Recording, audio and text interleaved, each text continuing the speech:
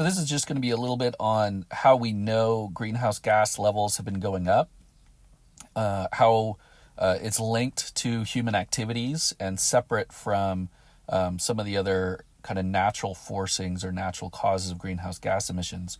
And we'll also cover a little bit more of that too in some additional talks.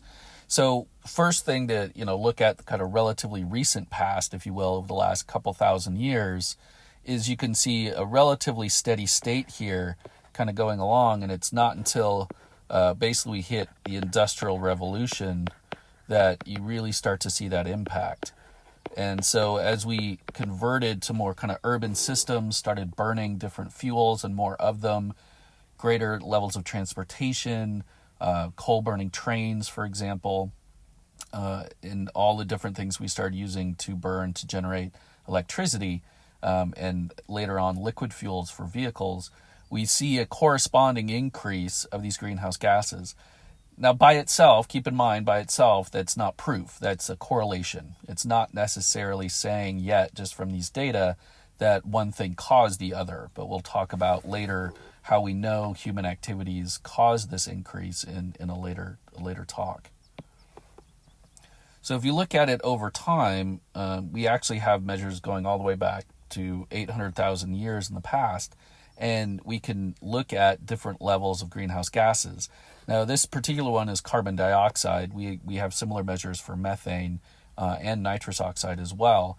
But what you can see is over 800,000 years before now, we've seen this fluctuation. And you can see it peak, and then it comes down, then it goes up, and then it comes down. And a lot of these, what you're seeing are things associated with the ice ages. And remember the Milankovitch cycles, as those kind of triggered releases of greenhouse gases because they kind of started the process off with some warming, that then resulted in more greenhouse gases being emitted out of soils and ocean and different systems, and they accumulated more in the atmosphere. They amplified that warming effect.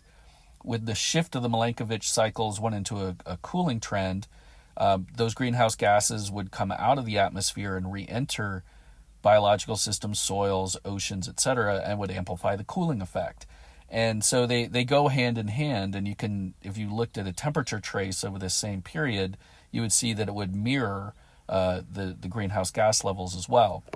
But this is the part that is, of course, concerning to us is in very short period of time, we've gone up well past what has been kind of the average or even the peak. And you can see, here's roughly been about the highest level we've observed over the last 800,000 years.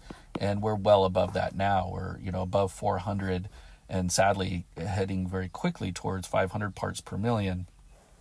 And again, keep in mind, this is only 800,000 years. So you go back even further, you can see that there are times when there have been greenhouse gas levels higher than what we have today. And we actually use those as ways to try to get a feel for what the world will look like with those higher greenhouse gases. And we'll talk about that later.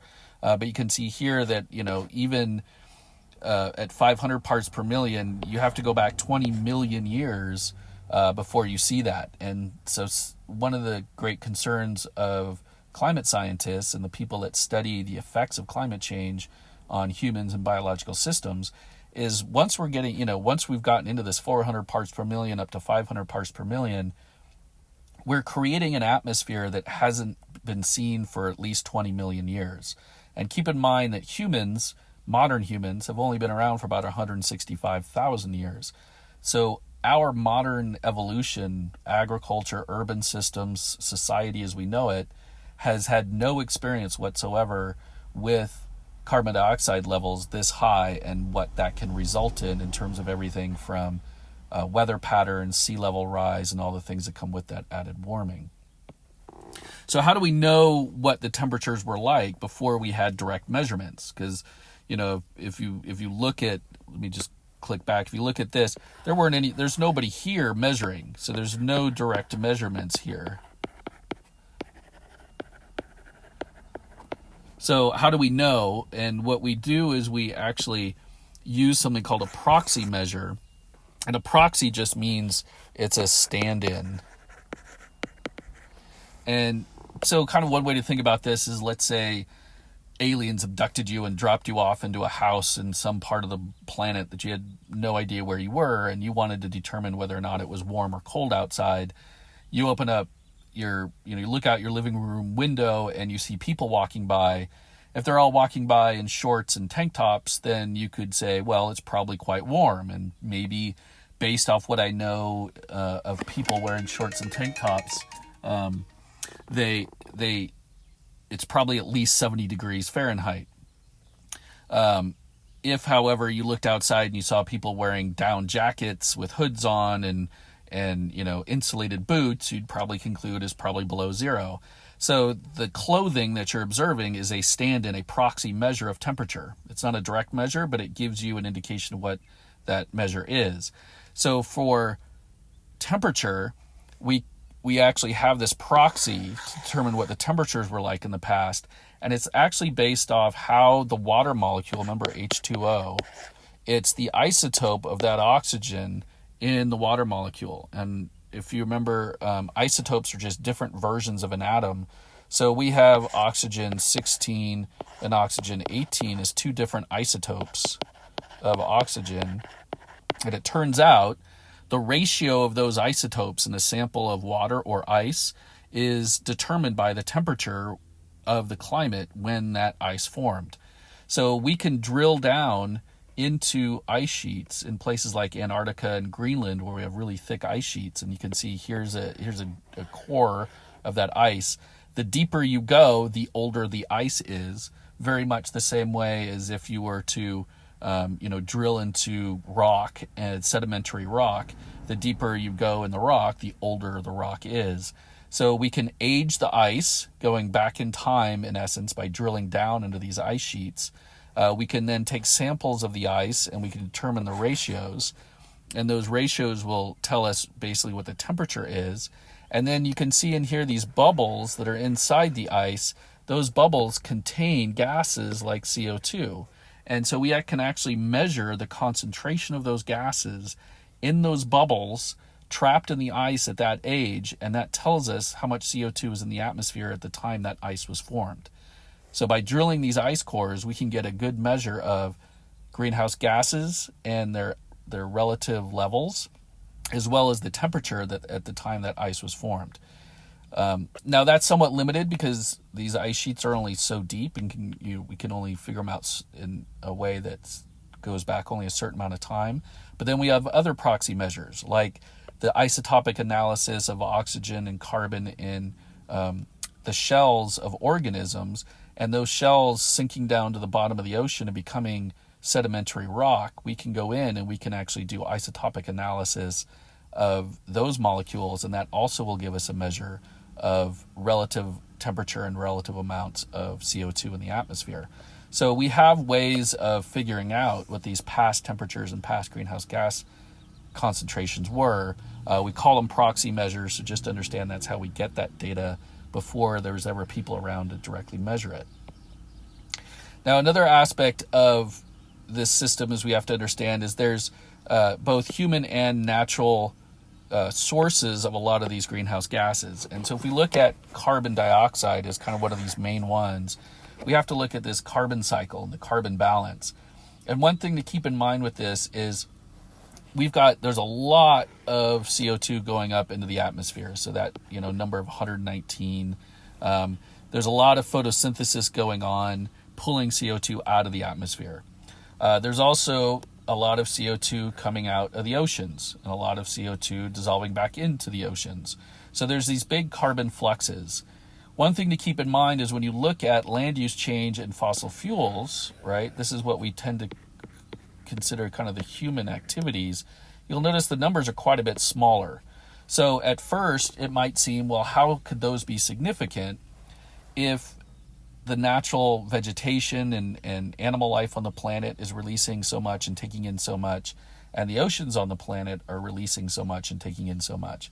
Well, the issue there is balance. And so if you've got a certain amount over here and it's perfectly balanced with some amount over here, so this is the amount going into the atmosphere, this is the amount coming out of the atmosphere, then the level in the atmosphere is going to be pretty constant. It's going to stay level. How much does it take to take it out of balance? All you have to do is put more in on this side and a little bit less in on this side, and it's going to tip the balance, and you're going to see an accumulation in the atmosphere. So it's not that human systems release more carbon dioxide into the atmosphere than natural systems do. We don't. We release far less, but we release enough that natural systems can't compensate. So the amount going up is more than the amount coming back down. And that's all that is required. All you need is more going into the atmosphere than natural systems can take out, and you're going to get an accumulation. So here's how that works in kind of a little bit more detail. Here's the amount we're releasing. GT is gigatons, so think billions of tons of CO2 per year. And you can see most of that is coming from the burning of fossil fuels for things like energy production. And then there's a certain amount that's also associated with land use change. So remember the cutting down of trees, burning of those trees, or decomposition of that vegetation, the tilling of the soils, all of those ways that carbon can be released by natural systems into the atmosphere. It corresponds to about 10% of the greenhouse gases that we're releasing, or 10% or so of the CO2. Where does it go? So you can see a good chunk of it here goes back into plants. So there's an increased amount of photosynthesis. So the biological systems are compensating somewhat in taking out more CO2 for photosynthesis. There's also an increased amount that's going into the oceans. So more CO2 in the atmosphere means more will dissolve into liquids, including ocean, which is a massive amount of liquid on the planet. So you're seeing a chunk of it does get taken back out. This is the amount, though, that accumulates, stays. So this is staying in the atmosphere. That's what's accumulating. That's what's putting us off balance. It's because of this that we're going from, around 280 parts per million as an average of CO2, and we're climbing, and we're now greater than 400. It's because there's a certain amount that, a good 44%, roughly, that stays in the atmosphere and isn't being taken out by the vegetation, by the oceans.